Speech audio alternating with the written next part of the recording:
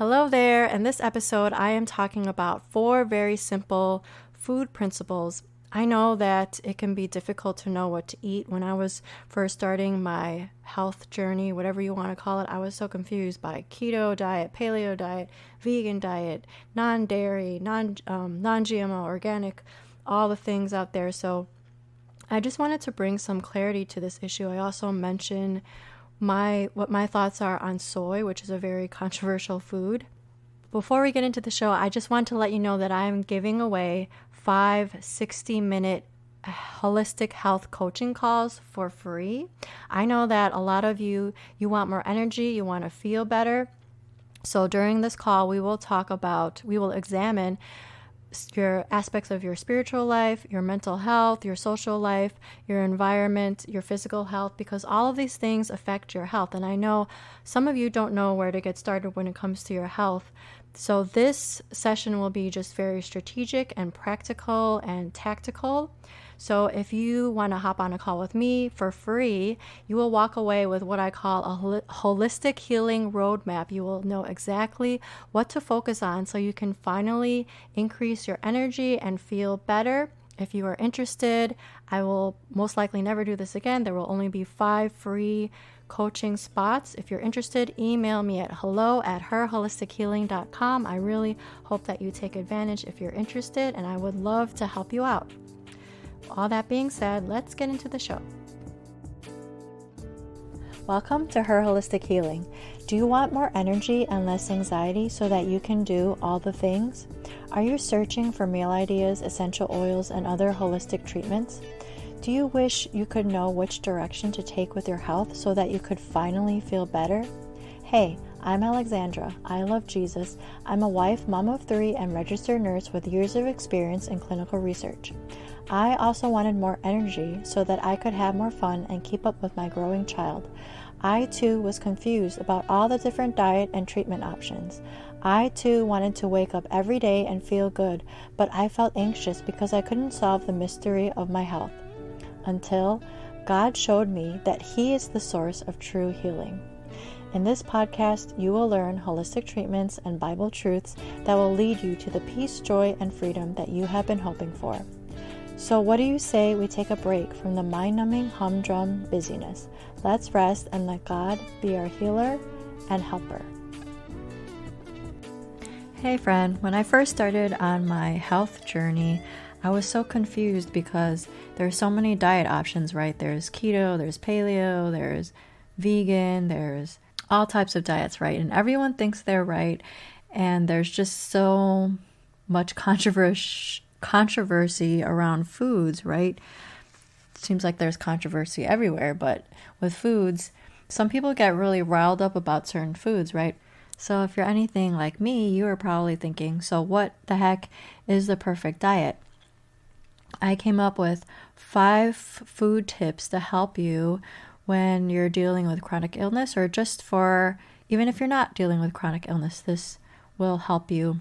I just want to say before going any further that I am not a licensed nutritionist. I am a nurse, but I'm not your nurse. I'm not a doctor, and I'm not a theologian. A lot of these things are things that I've learned and I believe, and what I'm sharing with you is just for educational purposes, and some of it is just my opinion. So I want you to do your own research. I want you to pray about everything, as I always tell you guys. So that's actually the first tip. We need to seek God's wisdom first for everything. And I feel like I say this in every single episode, but it is so important. Every body is different, and in each season of your life, you have different needs. In some seasons, you will need more of some foods because you're stressed out, or because just your body goes through different things and you go through different trials, you go through different seasons.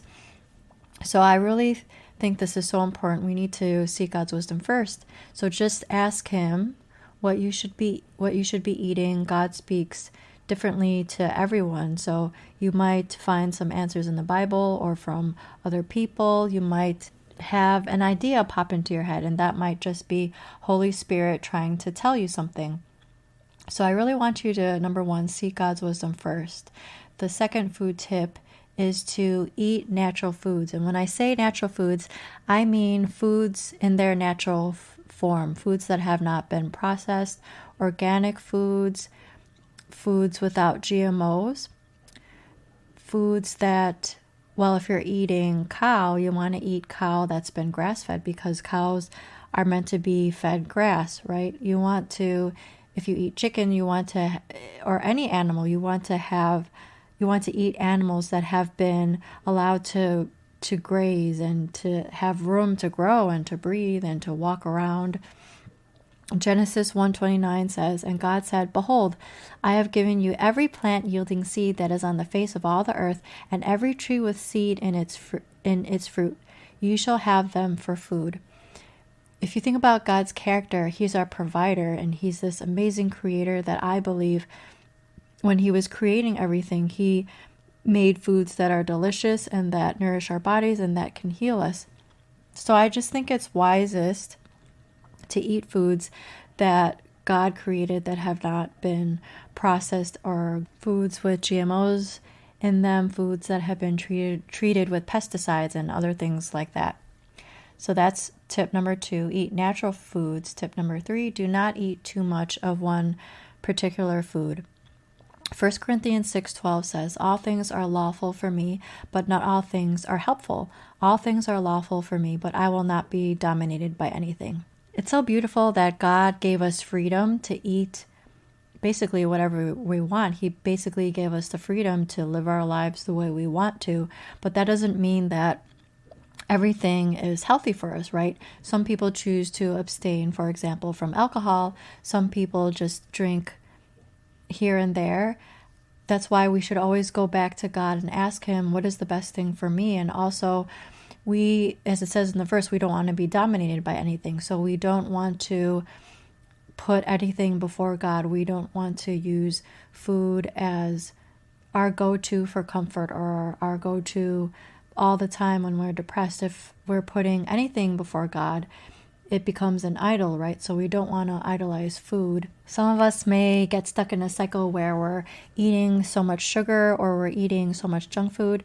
I used to be like that. I used to be a junk food queen, actually, and I thought that it was fine for my health because I was still thin, but that was definitely not the case, because it affected my mood and affected my gut and affected so many other things. I think too, sometimes we substitute certain things that we think are healthy but may not be as healthy as we think they are, or we might be eating something healthy, but we might be eating too much of it.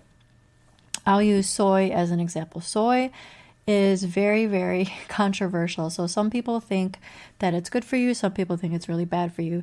Soy is actually, according to Britannica.com, soy is a legume, also called pod. It's a fruit of plants in the pea family.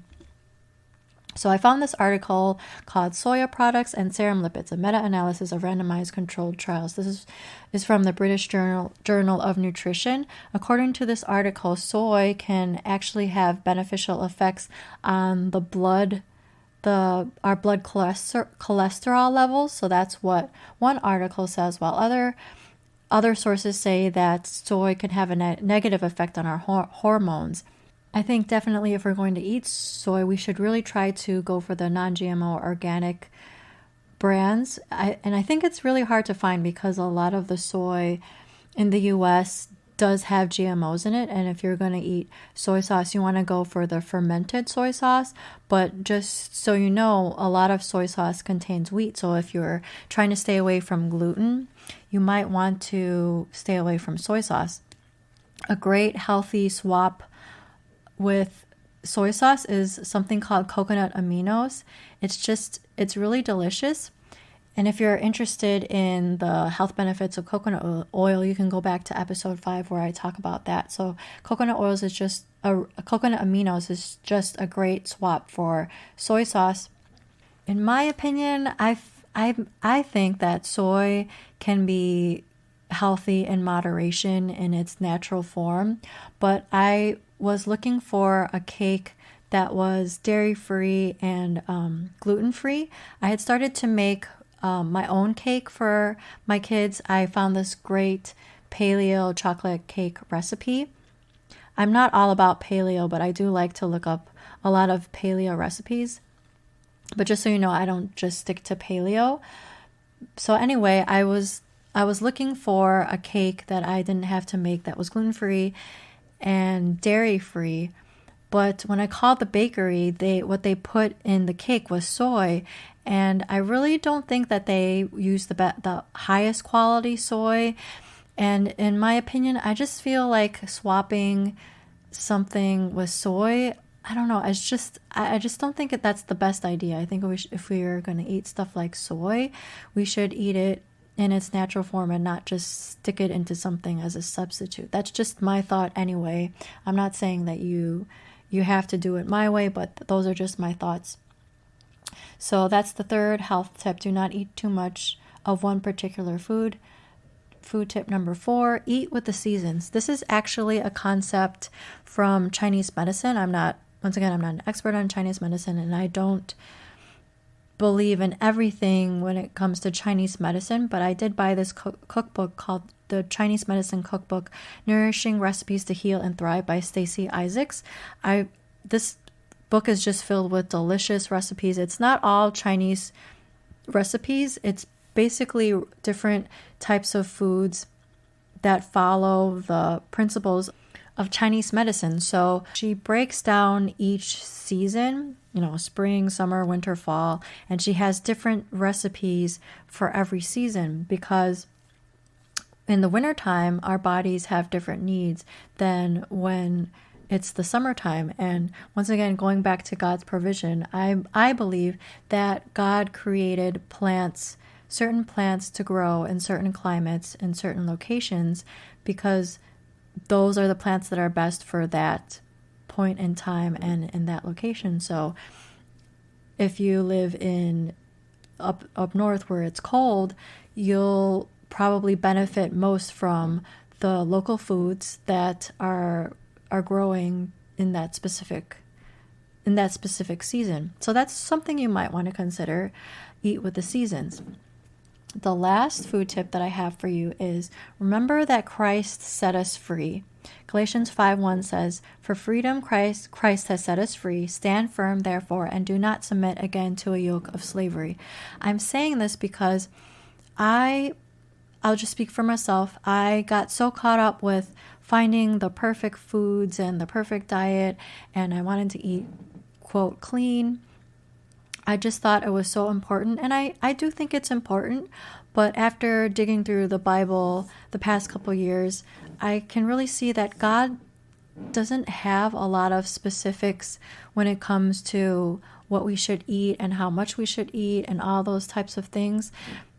The Bible talks more about our hearts. Mark 7 verses 18 through 19 says this, "And he said to them, Then are you also without understanding? Do you not see that whatever goes into a person from outside cannot defile him, since it enters not his heart but his stomach and is expelled? Thus he declared all foods clean. And he said, What comes out of a person is what defiles him." When God created the body, he created it so that our bodies can expel the toxins that we eat, right? So if we exercise, if we're eating enough fiber, if we're eating good things and our body is working correctly, hopefully our body will expel the toxins. So once again, this is just my opinion. I think since God designed the body to work the way it does, I feel like, once again, I think that what we eat is important, but I think that God doesn't mention, he doesn't have like a rule book necessarily of exact foods we should eat and how much we should eat, because like I said, he's more concerned with our hearts. He's more concerned with who we hang around with. The Bible talks about how a person's words can be life-giving to us. It talks about how things like envy and bitterness are bad for us, and how it actually says that envy makes the bones rot. Proverbs 14:30, "A tranquil heart gives life to the flesh, but envy makes the bones rot." So just think about that. If you're at peace, it says your heart gives life to the flesh. But if you're envious, envy makes the bones rot. So this says a lot about how our emotions can affect our health, right? So I really encourage you to read all of Mark chapter 7, but the beginning of it was talking about how the Pharisees were complaining because people weren't washing their hands and stuff like that. They weren't following the rules. That's what the Pharisees would complain about. Skip down to Mark 21, and it says this, Mark 7:21, "For from within, out of the heart of man, come evil thoughts, sexual immorality, theft, murder, adultery, coveting, wickedness, deceit, sensuality, envy, slander, pride, foolishness. All these evil things come from within, and they defile a person." So it's talking about how our evil hearts are what defile us. So I really think that we shouldn't be super concerned all the time about the foods that we eat.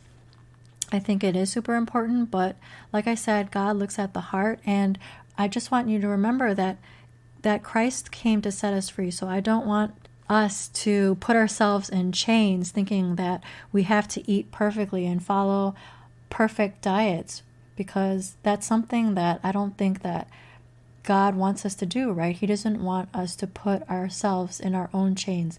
So to recap, here are 5 food tips to help with your chronic illness, or just to help your health in general. Number 1, we need to seek God's wisdom first. Number 2, eat natural foods as much as possible.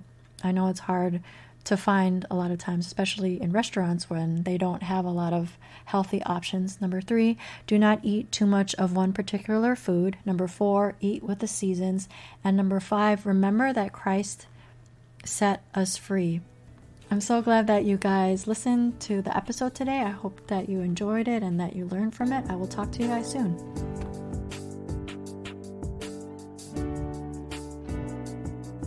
I'm so glad that you took the time to listen today. If you like what you heard, will you leave me a 5-star review on Apple Podcasts so that this show can reach more people? And if you want to connect with me, go to herholistichealing.com. Before you go, I want to leave you with one of my favorite passages from Matthew 29. "Come to me, all who labor and are heavy laden, and I will give you rest. Take my yoke upon you and learn from me, for I am gentle and lowly in heart, and you will find rest for your souls." For you, it's easy and my burden is light.